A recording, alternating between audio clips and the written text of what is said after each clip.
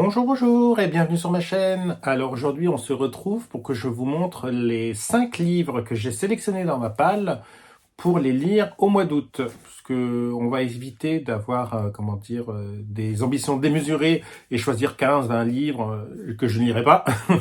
Il faut être honnête. Déjà que j'ai du mal avec les pales de challenge où j'en lis la moitié et encore des fois j'en lis un sur la palle. J'adore constituer des pales, j'adore la sensation qu'on a quand on cherche par rapport aux items, à composer notre pale. Mais alors après, c'est le meilleur moyen pour que je les lise pas, tout simplement. Donc là, par contre, en ce moment, les petites pales que je me crée, j'arrive à les lire, donc je suis super content.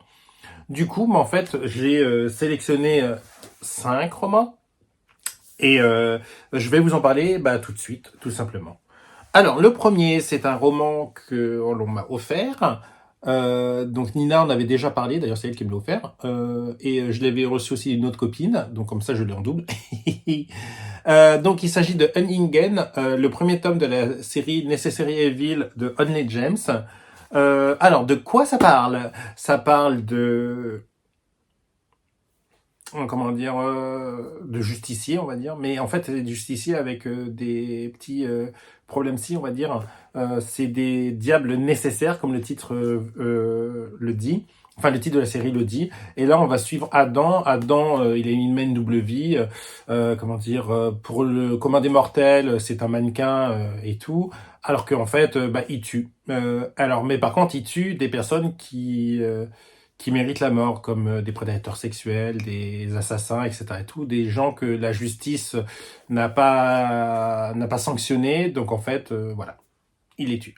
Lui et ses frères sont, sont des, ils ont été adoptés et tout, et leur père adoptif les a formés pour qu'ils puissent tuer, etc. Et donc ça, c'est l'un des protagonistes. Ah oui, j'ai oublié de vous dire, c'est du MM. Et donc le deuxième protagoniste, c'est Noah. Alors Noah, en fait, c'est le fils de quelqu'un que Adam a tué. Son père était un prédateur sexuel, etc. Donc en fait, voilà. Il va y avoir quelque chose qui va se nouer entre eux, parce que bon, après, on se retrouve après, hein, largement après l'assassinat et tout, sauf qu'en fait, ils sont irrémédiablement attirés l'un vers l'autre. Alors, pourquoi je peux vous en parler? C'est parce qu'en fait, j'ai commencé à le lire, mais je suis sûr que je le finirai pas pour le mois de juillet, donc je me suis dit, on va le mettre pour le mois d'août, comme ça, et je pourrais clairement le finir, parce qu'en ce moment, j'ai le cerveau qui pétille un petit peu, donc lire en anglais, j'ai un petit peu de mal, donc comme ça me remet le pied à l'étrier. J'ai déjà lu 20%, et j'aime beaucoup ma lecture. Alors, on va pas se mentir, ça sera pas un méga coup de cœur, euh, mais ça se laisse bien lire. Par contre, les autres frères, il y en a certains qui m'intriguent énormément. Et Nina nous l'avait dit déjà dans une vidéo. En fait, c'est pas le premier tome n'est pas le meilleur. Mais bon, moi, ça pose les bases. Donc voilà. Et voilà, il faut que je commence cette série parce que elle me fait quand même hyper envie. Donc voilà. Donc il s'agissait de Unhinged. Je sais. Alors moi, mon accent, voilà. Donc de Only James. Donc ça, c'est le premier roman. Et j'en ai sélectionné 5. Donc voilà les autres, hein. Donc en deuxième, nous avons le troisième tome de la sorcière Noquel de Ines Eck qui s'appelle Foudre, qui est paru chez Juno Publishing. Alors, de quoi ça parle? Ça parle d'une sorcière qui a le pouvoir du feu. Ça parle de vampires. J'ai déjà lu les 2 premiers tomes. Ça, c'est le dernier tome qui conclut la trilogie. Et c'est génial. Bon, je ne l'ai pas encore commencé celui-là, mais les 2 autres ont été géniaux. À savoir, il y a de l'humour, il y a de l'action, il y a des rebondissements. En fait, on est mené à un rythme qui ne se pantoie parfois, parce qu'en fait, on est vraiment embarqué dans l'histoire. Et le personnage d'Aliénor est vraiment top, quoi. Avec son humour décapant. Enfin, franchement, c'est un très beau combo. On adore du début jusqu'à la fin. Et là, il est temps que je lise le troisième tome. Bon, je l'ai depuis quelques temps déjà, parce que je l'ai depuis le mois de juin. Je l'avais même avant en numérique, mais j'avais pas encore le temps de m'y pencher. Et puis en plus, je me dis, bon, c'est le dernier tome, etc. et tout. Et puis regardez, la petite Aliénor. Donc, il est temps. Voilà.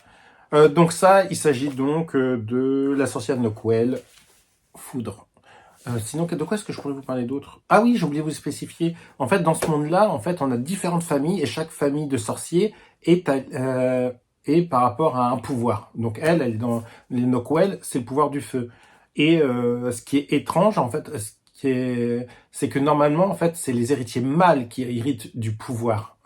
Et là, en fait, c'est une femme qui a hérité du pouvoir. Donc ça crée des situations, etc. Et tout. Et avec son frère, sa famille. Enfin, voilà, c'est top. Bon, bah, je peux pas trop en dire plus, hein, parce que sinon après je vais vous révéler toute l'histoire, donc c'est pas la peine. Mais retenez-le, La sorcière Nokwell de Ines Eck, c'est génial. Alors, après, on va attaquer sur deux services de presse que j'ai reçus des éditions de Saxus. Alors, le premier, c'est Les disparus du pays imaginaire de Eden Thomas. Donc, c'est dans le label Sabrand de Saxus. Alors, de quoi ça parle? Alors là, on va se retrouver dans un peu une réécriture de Peter et Wendy.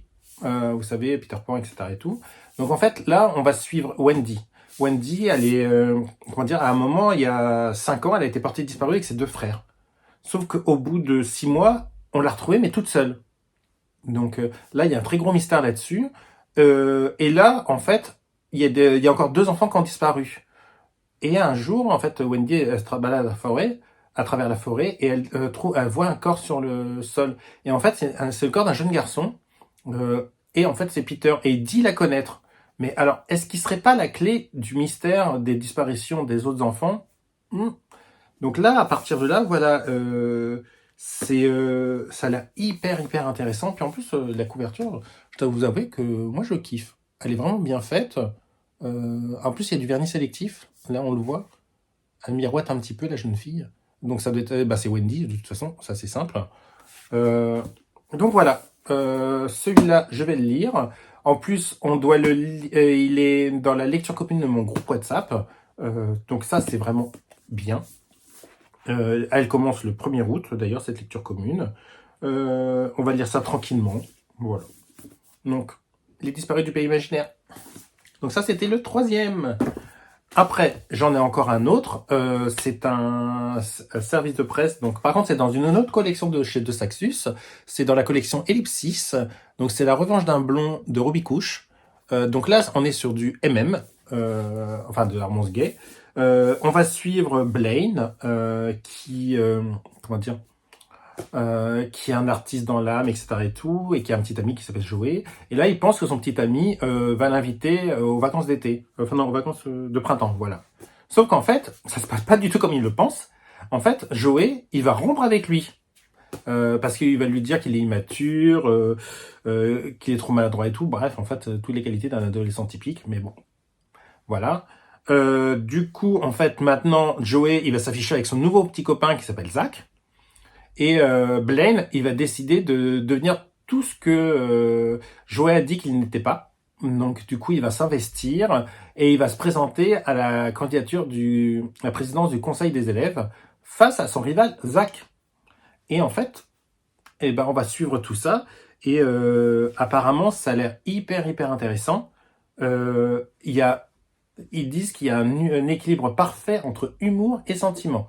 Et en plus, je sais pas pour vous, mais la couverture, elle est hyper fraîche. C'est du young adult, ça fait un peu quelques temps. Enfin, qu'aussi, j'en ai lu il y a pas si longtemps du young adult, mais en MM, non, pas souvent. Donc, la couverture est hyper fraîche. Enfin, moi, j'aime beaucoup. Donc, j'ai hâte de le commencer. Donc, je le lirai au mois d'août, et puis voilà, tranquillement. En plus, il n'est pas excessivement long. Il fait environ 300 pages. Limite, j'aurais pu le mettre dans le challenge de Nina. Mais bon. J'y ai pas pensé, mais c'est pas grave. Donc voilà. Et là, on va attaquer le dernier. Parce que le plus beau, parce que c'est quand même une édition qui est hyper magnifique, le plus beau pour le dernier. Il s'agit de Endre, l'Union des reliquats de Garance de Jorna. Donc j'ai participé à la compagnie Ulule du premier tome. Et regardez-moi, un jaspage doré de toute beauté. Une couverture réalisé par Aurélien Polis, qui est celui qui a réalisé les dernières couvertures de Dune, et du MOC aussi de Dune. J'en suis hyper fan de son boulot, enfin c'est hyper beau. Et en plus, comment dire, regardez, C'est hyper beau. Et comme en fait j'ai participé à la campagne nulle, j'ai eu plein de goodies que je vais vous montrer avant de vous en parler du bouquin.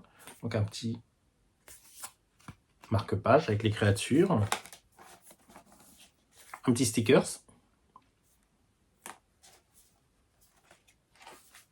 une petite carte du monde,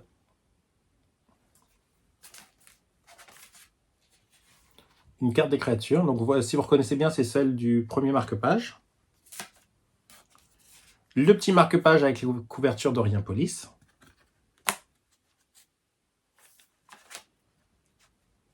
Hop. Un des personnages. Un autre personnage. Et en fait, une fiche sur la créature, le Gorgrove. Gorgrove, voilà. Et en plus, j'ai une super dédicace. Donc voilà, enfin l'édition est de toute beauté. Enfin, le jaspage doré, il rend super bien. Je dois vous avouer que j'ai tellement pas envie de l'abîmer.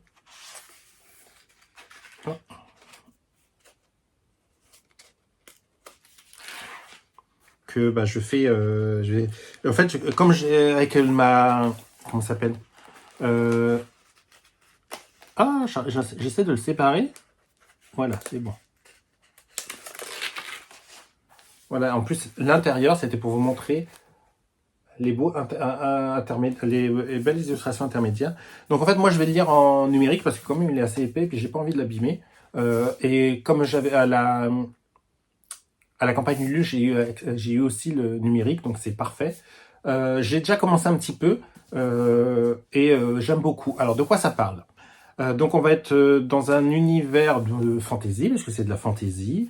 On va se situer après la Grande Guerre, Néméis, où là en fait on a une jeune femme on a une femme dont on connaît pas le visage et tout, qui a mis fin à la paix et tout, et qui a asservi la cité de Uxora. Donc voilà. Et là on va suivre un personnage, Kaylor, qui est une jeune fille qui a quelque chose qui la ronge à l'intérieur de elle, quelque chose qui grandit en elle. On ne sait pas trop ce que c'est, si c'est du mal, enfin, il y a quelque chose, bref.